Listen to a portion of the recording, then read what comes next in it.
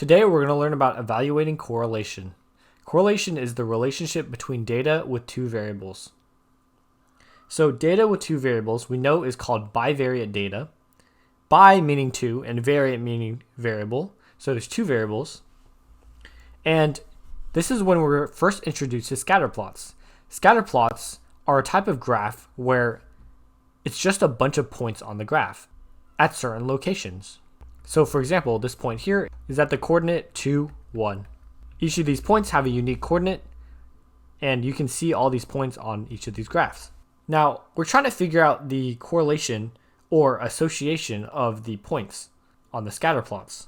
There are three types of correlation. There's positive, where the slope is positive. There's negative, where the slope is negative. And there's no correlation, where the slope doesn't exist.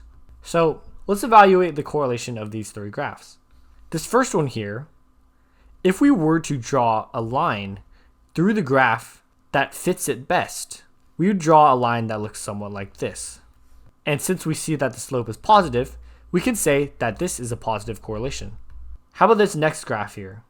The points are scattered in a way where it's hard to figure out where we could draw a line of best fit, as the points are all scattered and it seems like there's no correlation between the variables. So this has no correlation. And this third one here, we can see that the points appear to be decreasing. And so if we were to draw a line, the slope would look something like this maybe, and this would be a negative correlation.